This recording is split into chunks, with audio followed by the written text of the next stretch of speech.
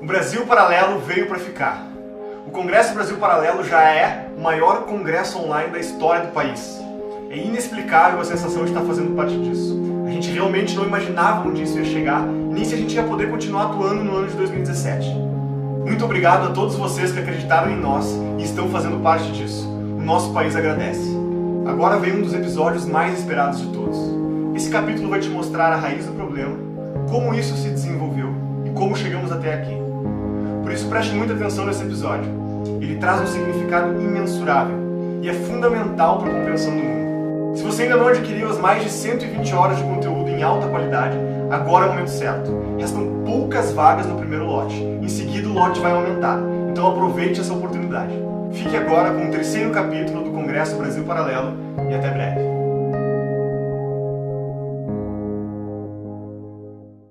Fernando Henrique Cardoso. No mundo inteiro hoje, o jogo do poder é disputado entre sociais-democratas e conservadores. Ora, o senhor é social-democrata de Caniço Samburá.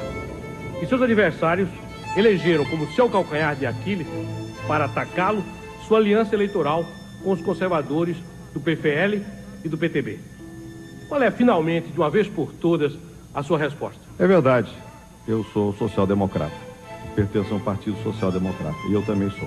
Nada disso funcionou. O que deu errado? Eu considero que tudo deu certo. Veja você. O importante, meu Deus, é o que a gente temperatura é interessante. Como a temperatura todos compreendem o que a gente... E em política a gente não deve contar quem é contra e quem é a favor. Ele deve... And meanwhile, we're going to keep implementing the law.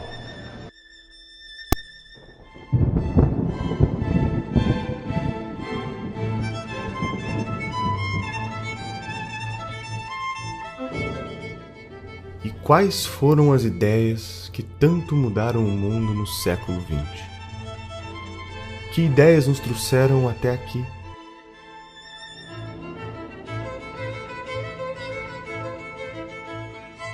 No século XVI, Newton, Copérnico e Galileu mudaram o rumo da humanidade. O homem descobre que a Terra não é o centro do universo. E uma vez que a Terra perde o protagonismo perante os astros, a humanidade se pergunta: em que o homem se difere dos demais animais da natureza? Neste cenário, o filósofo alemão Immanuel Kant quer descobrir o pensamento humano da mesma forma que a ciência tem descoberto o mundo nos últimos séculos. Ao escrever o livro Crítica da Razão Prática, Kant afirma que o mundo só é conhecível por meio da ação do homem e jamais do seu pensamento puro. Friedrich Hegel, influenciado pelo pensamento de Kant, propõe que além do homem só poder conhecer o mundo por meio de suas ações, quando cogita agir, cria um simulador dentro de si que testa o resultado das opções que pode tomar. Imagine que um homem está em uma ilha no meio do oceano. Ele não sabe qual é a temperatura da água. Intelectualmente, ele pode imaginar que a água está fria ou está quente, mas só saberá a realidade quando de fato entrar nela. Neste conflito mental de diferentes ideias sobre qual é a temperatura da água, o homem tira conclusões dos riscos e benefícios de entrar ou não no oceano, chegando a uma conclusão que lhe parece a ação ideal. Todo este pensamento dá a base para a teoria chamada dialética histórica, onde o ser humano cria uma tese e em seguida uma antítese, e como consequência deste conflito entre as duas, conclui uma síntese. Segundo Hegel, a história se moveria com esta linearidade da dialética histórica. Hegel teve um aluno chamado Ludwig Feuerbach, defensor da ideia de que neste processo de dialética histórica, o homem criou Deus, como uma forma de se autoconhecer. Aqui, terminamos de completar toda a base que será utilizada para que um alemão chamado Karl Marx desenvolva o pensamento que mudará o mundo para sempre.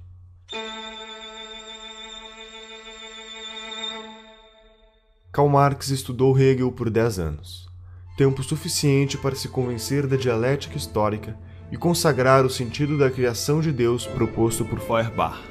Marx afirma que a dialética proposta por Hegel, que de fato moveria o mundo, é a luta de classes. Aristocráticos contra plebeus, senhores feudais contra camponeses, burgueses contra proletários. Portanto, O próximo estágio seria a revolução do proletariado, como síntese da desalienação das massas.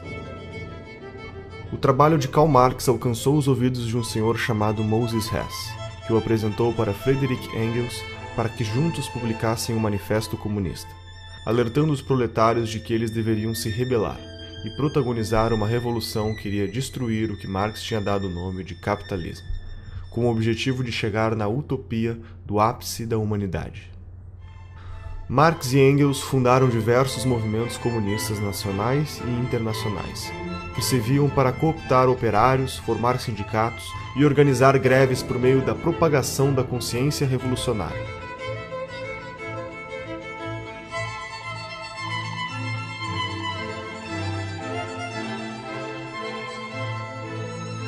Acontece que Marx estava errado. O valor não nasce do trabalho que é colocado. Eu posso passar horas trabalhando para pintar um quadro e eu garanto que esse quadro não vai valer nada quando estiver pronto.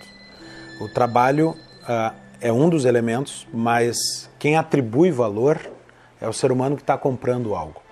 As coisas não têm um valor em si, o ser humano atribui valor a elas.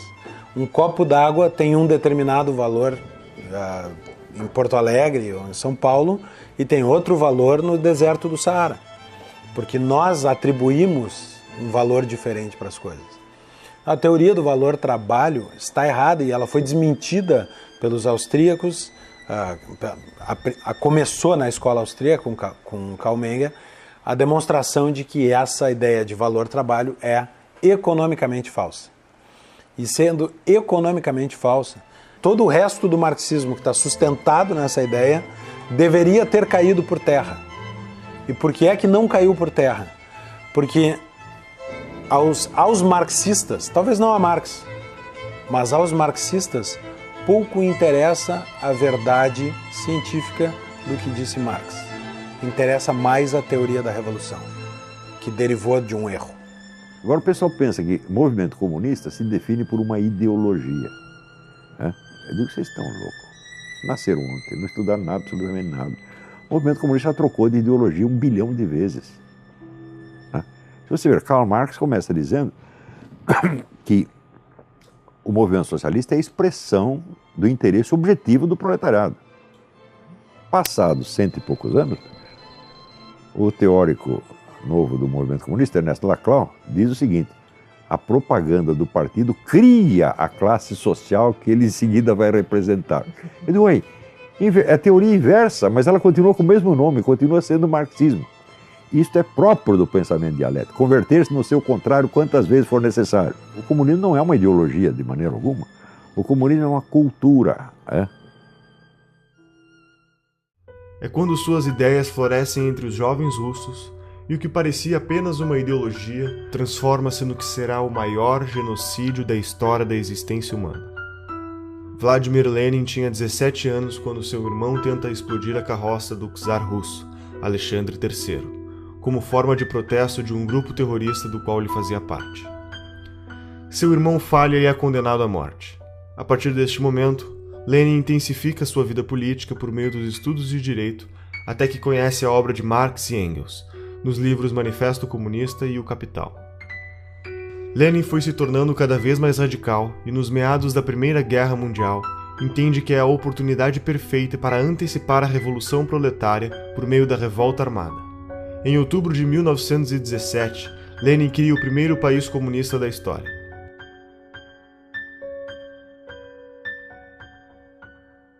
Cinco anos depois, Lenin morre.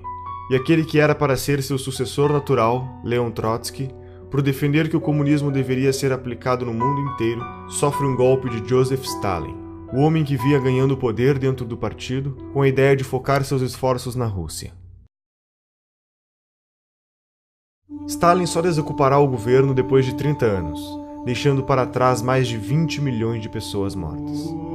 Essas consequências são fruto da mentalidade revolucionária, que vislumbra uma utopia teórica, e por se tratar de uma ideia sobre um futuro idealizado, não pode ser submetido a nenhum crivo de moralidade ou razão do presente e muito menos do passado. O comunismo sempre renegou a natureza humana, usando teorias supostamente científicas para embasar a busca de um novo homem. o extermínio humano se justificava na busca de uma sociedade apenas de homens evoluídos. A famosa utopia comunista.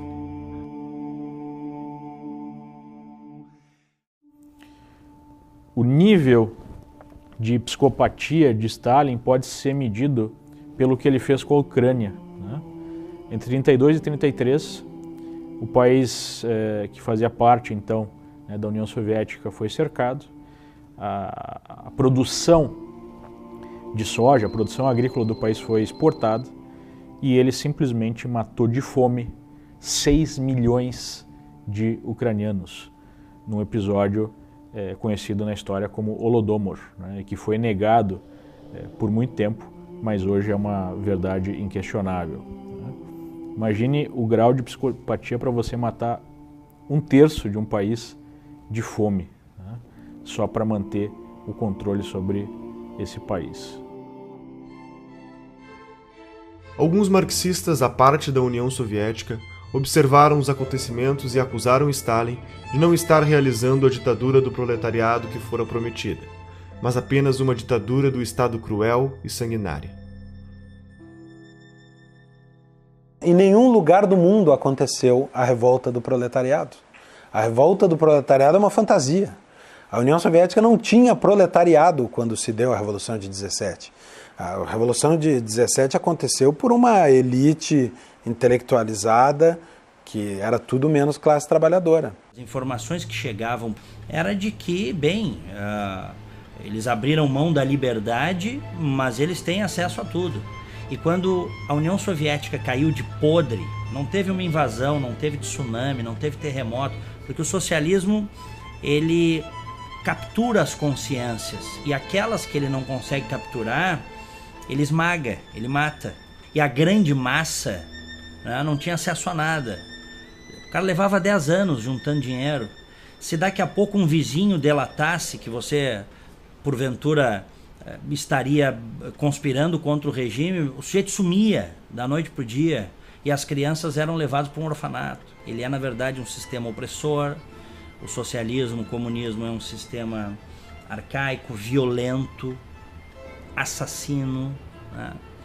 E que, sobretudo, impede as pessoas de exercerem um direito fundamental, que é a liberdade, né? Os dois direitos principais do indivíduo, do ser humano, é a vida e a liberdade.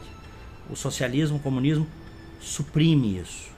Obviamente que a visão stalinista já tinha dado frutos. Nós tínhamos na China já a mesma forma de governo através da ação do Mao Tse-tung, que talvez matou mais pessoas do que o próprio Stalin, né? Dependendo aí da fonte histórica, a gente fala de 40 a 80 milhões de mortos só na China. Ou seja, o vírus stalinista já tinha se disseminado. As subdivisões do pensamento comunista começam a ganhar força. O grande erro de todos os sovietólogos americanos durante 60 anos foi acreditar que o movimento comunista era um braço da União Soviética, quando não é. A União Soviética é um órgão dentro do movimento comunista internacional. E a dissolução da União Soviética automaticamente cria, vamos dizer, uma decomposição que é absorvida pelo corpo do movimento comunista. Revigora o movimento comunista, né? É como você amputar um órgão doente e você fortalece o resto do corpo, né? O movimento comunista nunca dependeu da União Soviética. Ele se alimentou dela enquanto pode. Basicamente, a coisa é essa. A União Soviética foi um órgão do movimento comunista e não o movimento comunista. Por que os caras estudavam assim? É muito simples. Quem estudava isso? Os sovietólogos eram funcionários do governo americano. Eles não eram funcionários de um partido, né? De um movimento internacional, como os comunistas. Então, eles olhavam tudo do ponto de vista do conflito entre estados. Não é isso? Então, tem o Morgenthau, na época, a teoria do Morgenthau é a seguinte: os agentes fundamentais da política internacional são estados. Não são. O movimento comunista é muito maior do que um estado. Enquanto na União Soviética, a Revolução Russa seguia o radicalismo da revolta armada bolchevique, outras correntes foram ganhando força ao reforçar que o comunismo poderia ser implementado gradativamente, por meios menos radicais. foi o caso da Sociedade Fabiana, fundada por Hilbert Bland e George Bernard Shaw. Caracterizado pelo pragmatismo, eles acreditavam em um processo progressivo, que chamasse menos a atenção frente aos seus inimigos políticos, atuando por meio de medidas socialistas disfarçadas.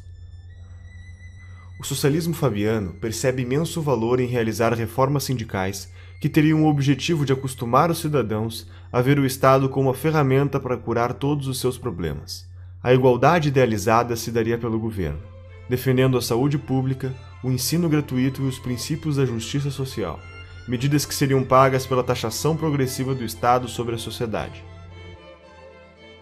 O crescimento gradual do Estado era inevitável e acabaria centralizando todas as decisões.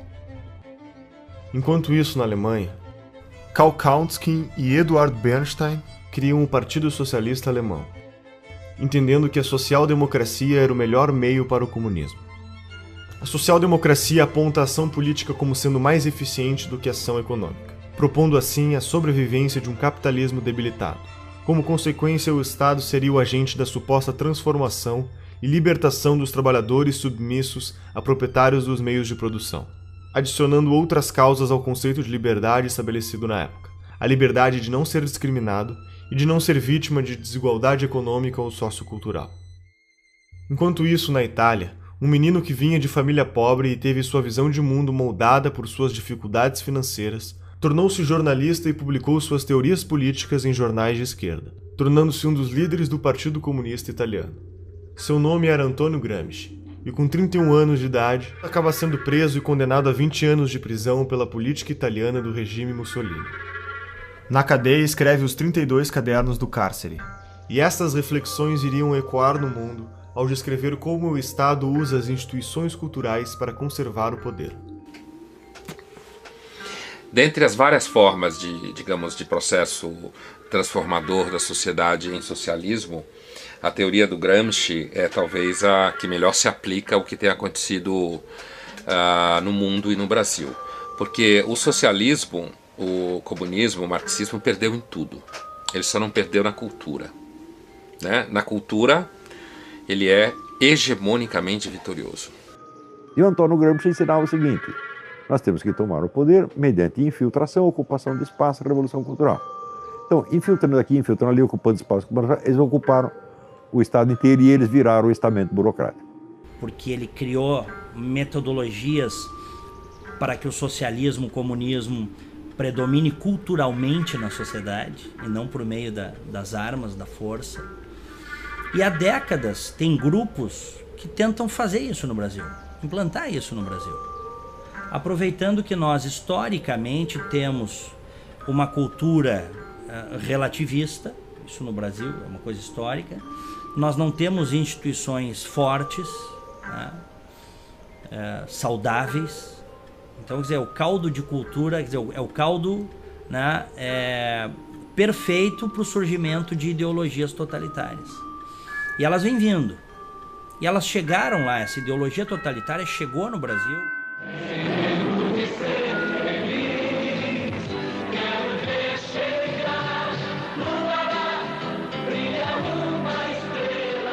Para Gramsci, uma ditadura sem hegemonia cultural jamais resistiria por muito tempo, e este era o problema do regime stalinista, pois todos os aspectos culturais da sociedade, sua filosofia e sua literatura, formariam a superestrutura da sociedade que também devia ser derrubada. Gramsci propõe que, através do controle do sistema educacional, das instituições religiosas e dos meios de comunicação, seria possível reconstruir, criar e reproduzir uma hegemonia cultural comunista.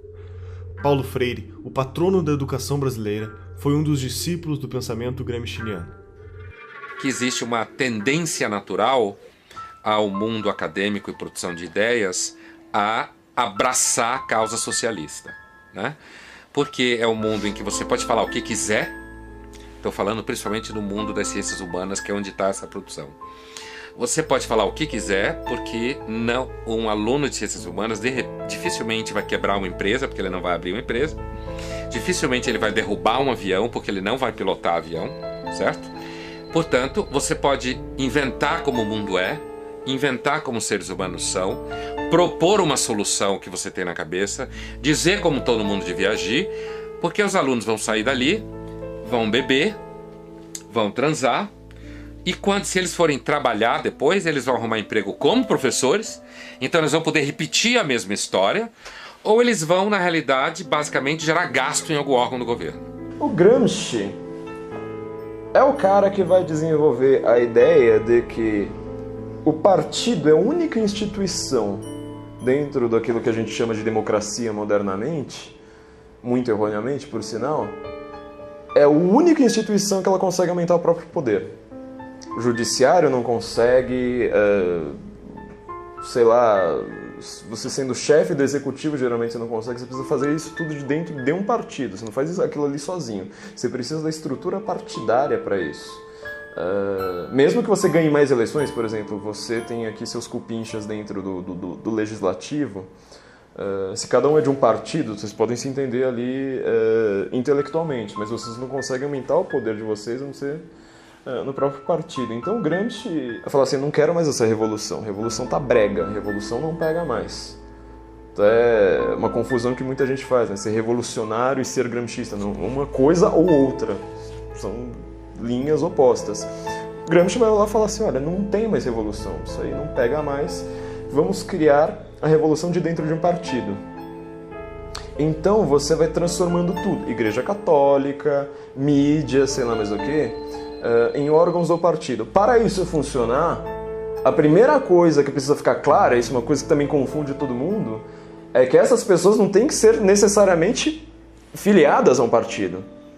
Então, por exemplo, para você ter uma mídia que funcione dentro do gramscismo, o cara não pode ser filiado, por exemplo, ao PT. Ele tem que ser um cara isento, tem que ser aquele cara assim que às vezes até faz uma crítica ao partido, mas no final das contas ele tem a narrativa que vai fazendo o partido crescer. Não havia espaço. Os partidos à esquerda chegar ao poder via eleitoral. Que ano é isso? 98. E, portanto, não tinha que ficar preocupado com toda a eleição. Tinha que se pensar em organizar a sociedade.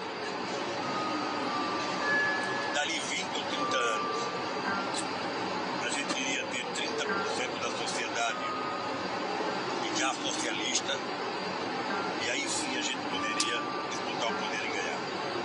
Mas eu não vou viver mais 30 anos. Porque eu quero chegar ao poder logo. Mas por que eu cheguei onde cheguei? Porque eu tenho por detrás de mim um movimento. Eu tenho por detrás de mim uma grande parte dos estudantes do PT, a CUT, a base da Igreja Católica. O único país do mundo em que Gramsci ele foi funcional foi o Brasil. O objetivo de Gramsci era transformar o partido condutor dessa revolução silenciosa, vamos colocar assim, como um imperativo categórico da sociedade. Ele fazia até uma comparação com Maquiavel, né? Nós teríamos então o partido como o novo príncipe, o novo sujeito que não pode, sujeito histórico que não pode ser questionado. Do ponto de vista moral, para a moral gramsciana, qualquer coisa que é a favor do partido é algo correto. Qualquer coisa contra o partido é algo errado.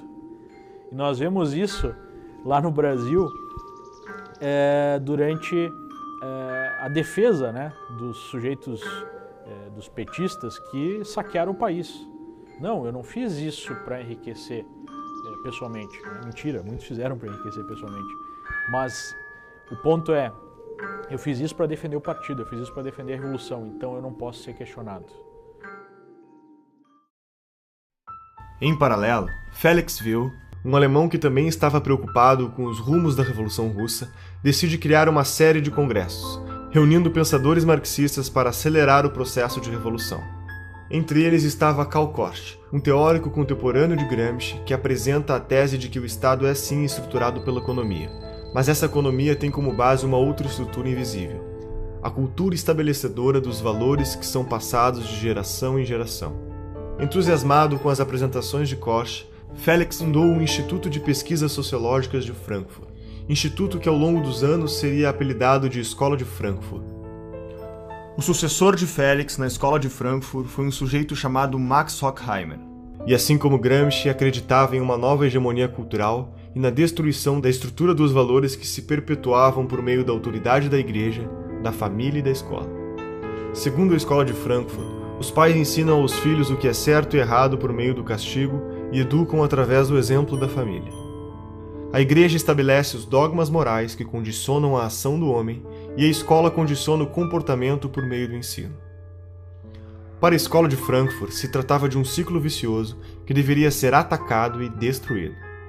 Uma vez que as instituições entrassem em crise, o Estado cada vez mais assumiria as responsabilidades do ensino dos valores para as novas gerações, tendo a oportunidade de estabelecer a hegemonia cultural comunista.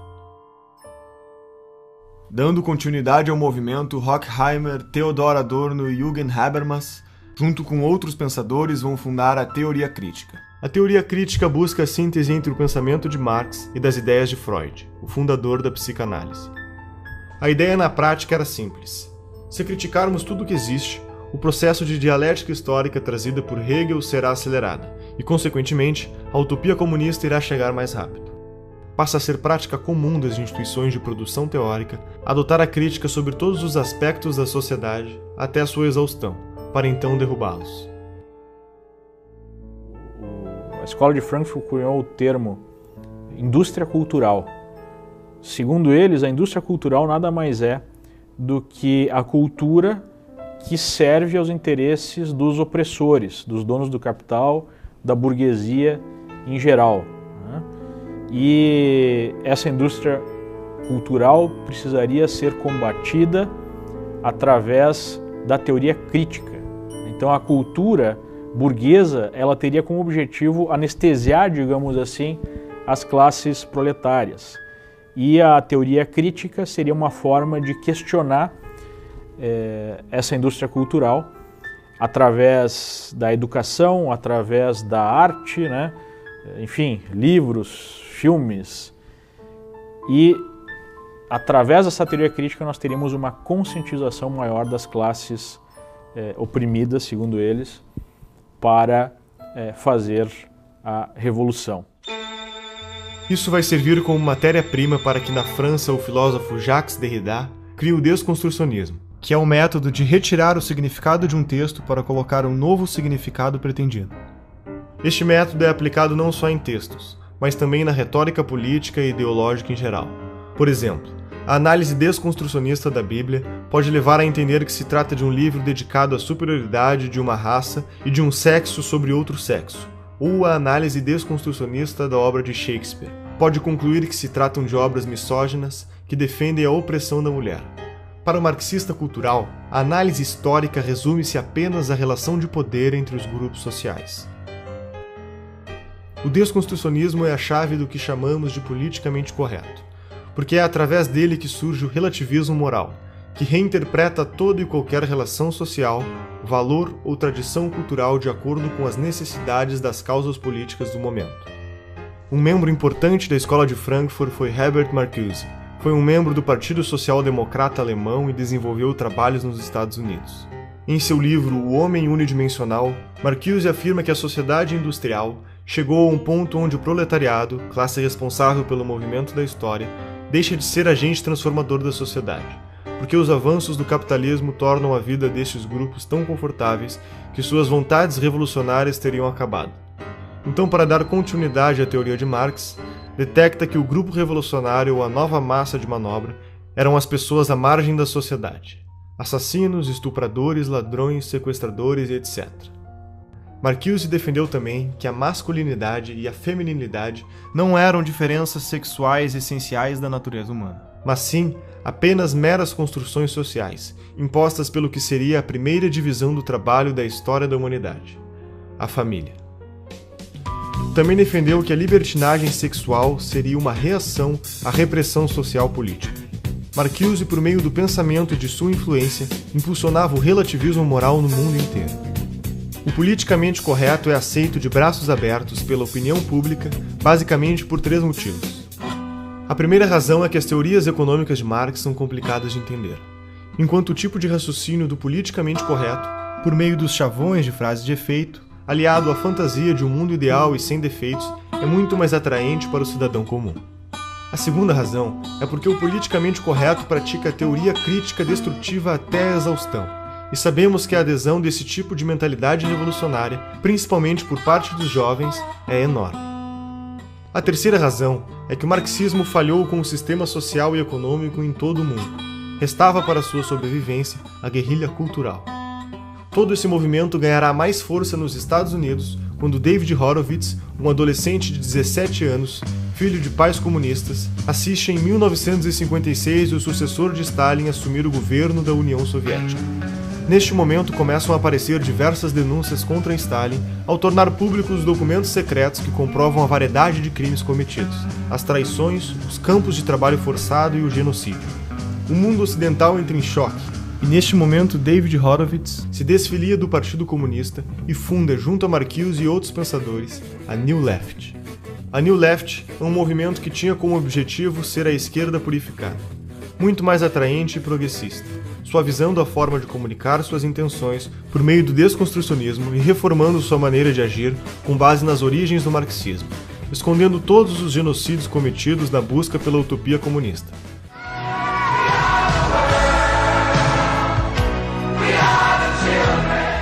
Começava um novo processo de reciclagem da comunicação comunista. Abraçando a contracultura dos anos 60, o movimento hippie, a libertação das drogas, a libertinagem sexual e o aborto, trabalhando com slogans simples e publicitários, como "Faça amor, não faça guerra". Em 1970, Horowitz é apresentado para o líder do movimento Panteras Negras, Huey Newton, quando começa a arrecadar recursos financeiros para este movimento. David pede para sua amiga Betty Van Pater para se juntar a ela e cuidar das contas bancárias destes fundos. O corpo de Betty é encontrado boiando na Baía de São Francisco. David investiga a morte de Betty e a polícia informalmente aponta o assassino como um dos Panteras Negras. Entretanto, a polícia não prendeu o suspeito. Seus amigos da New Left, que se manifestavam em defesa das mulheres, também o ignoraram. Desconcertado, Horowitz escreve um artigo para o jornal New York Times sobre o caso, e no dia da publicação recebe a notícia de que havia acontecido uma falha e seu artigo não foi impresso. Incapaz de explicar a morte de sua amiga, David entra em uma crise existencial perante a sua ideologia marxista. Horowitz foi afastado da New Left por seus companheiros, que consideraram traição o fato do mesmo sugerir que o assassinato havia sido realizado por um membro dos Panteras Negras.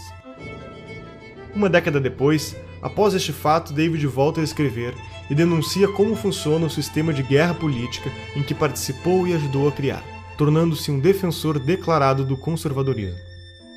Ever since I came into the right and observed the political scene from a different vantage, it's always impressed me that whenever I see or usually see a conservative and a leftist or a progressive or a Democrat and a Republican squaring off, it's something like Godzilla versus Bambi. They call us racists, sexists, homophobes, imperialists, and we call them liberals. What are these people liberal about except hard drugs and sex and spending other people's money?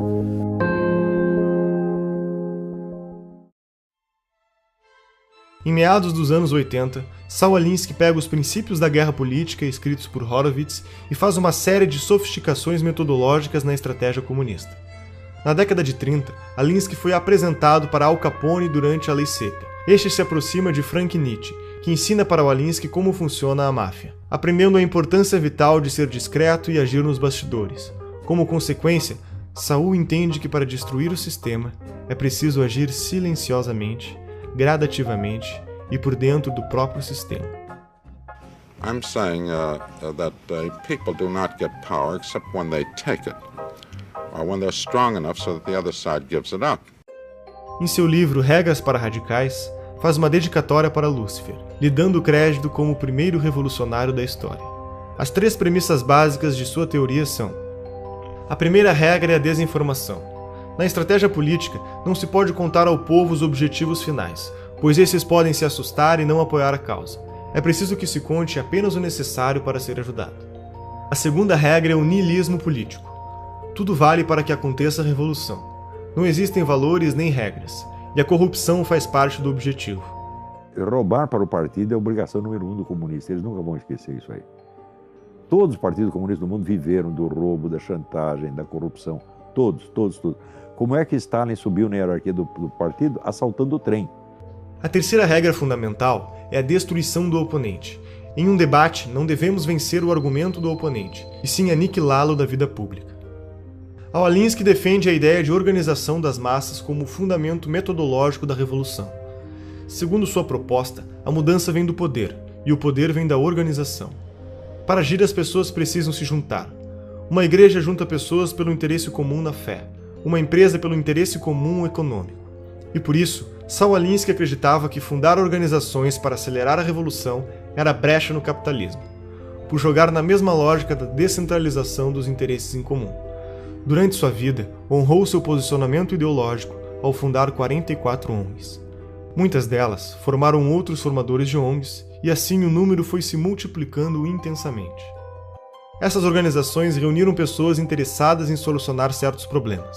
Entretanto, Alinsky dizia: o problema nunca era o problema era sempre a revolução. Quanto mais seccionadas forem as ONGs, melhor será, pois ninguém irá se opor a causas tão específicas e que querem a melhoria da sociedade. Cada ONG representava um bloco de votos, unidos por suas causas e detentores de um potencial de lobby político. As ONGs viraram instrumentos de manobra política e passariam desapercebidas. E Hillary Clinton escreve sua tese de mestrado sobre Saul Alinsky. Barack Obama também foi aluno de uma de suas ONGs e, posteriormente, advogado de defesa frente aos escândalos de corrupção envolvendo uma ONG criada por Alinsky. Hoje, no Brasil, existem mais de 200 mil ONGs que recebem dinheiro do governo federal. Entre 1999 e 2006, mais de 15 bilhões de reais foram entregues a essas organizações. Em 1959, quando Fidel Castro anunciou para o mundo que sua revolução era comunista e passou a ser apoiado por Moscou e a União Soviética, criou um programa de financiamento de grupos de guerrilha na América Latina. Este ativismo da Revolução Comunista encontrou forte eco no Brasil, levando à formação de diversos grupos de orientação comunista, que culminou com a tomada do poder pelos militares em 64. A partir daí, a esquerda passa a ter como principal objetivo a derrubada do regime militar. Além das mudanças educacionais que estavam em curso no Brasil, decorrentes do programa da Pedagogia do Oprimido, que foi implementado pelo patrono da educação brasileira, Paulo Freire, nos anos 70 surge o caloroso debate universitário a respeito do futuro do comunismo no Brasil. Neste debate, os social-democratas fabianos concluem que os mortos na revolta armada servirão de mártir para endossar a revolução cultural. O movimento foi facilitado pelos próprios militares, que consideravam mais importante combater a esquerda armada, enquanto davam espaço à esquerda cultural.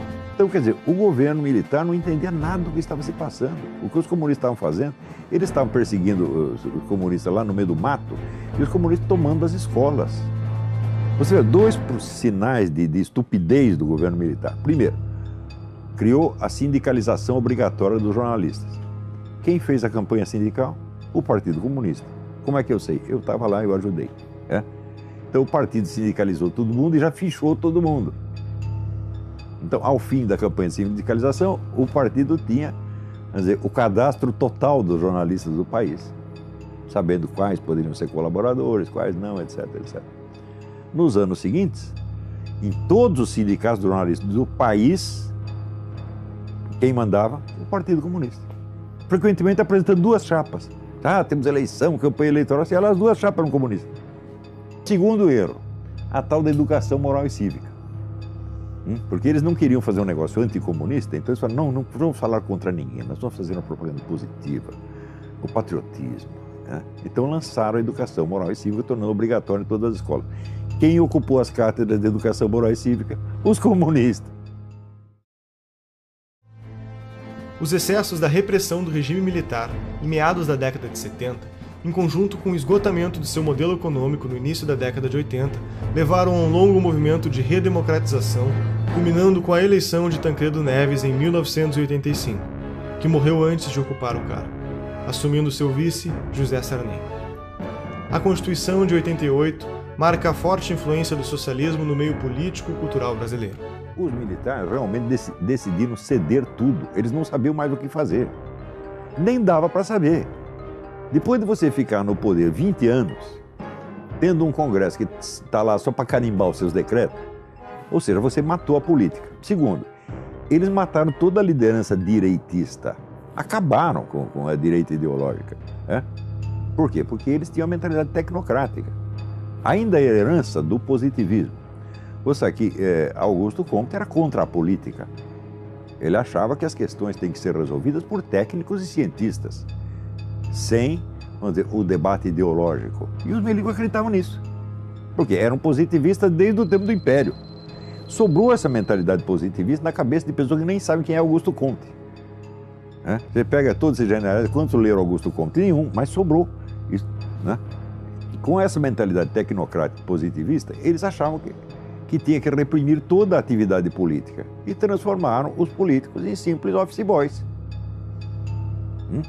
Ora, enquanto isso, a esquerda estava se organizando, se fortalecendo e entrando num autoexame muito profundo. Os debates que eles tiveram em 64, 65, a respeito dos seus próprios erros históricos, etc., foi uma coisa muito séria. Então, a esquerda estava se organizando e se fortalecendo ideologicamente, culturalmente, estrategicamente, enquanto o governo, os gênios, os golberis, desmantelavam ideologicamente a direita. Então, quando os milicos largaram a rapadura, quem pegou a rapadura? A única força política que existia, que era a esquerda. E veio já com duas caras, como é próprio. Por que você acha que marxista, comunista, estuda dialética? Dialética é a arte de você pensar duas coisas ao mesmo tempo, nunca uma só. Então, quando se cria, por exemplo, o PT e PSDB, já foi com essa ideia. O Lula sintetizou isto há muitos anos atrás, quando ele disse: eu e o José Serra inauguramos uma nova modalidade de política. Qual é a nova modalidade de política? Nós dividimos o território, você governa um pouco, eu governo um pouco, mas é sempre nós.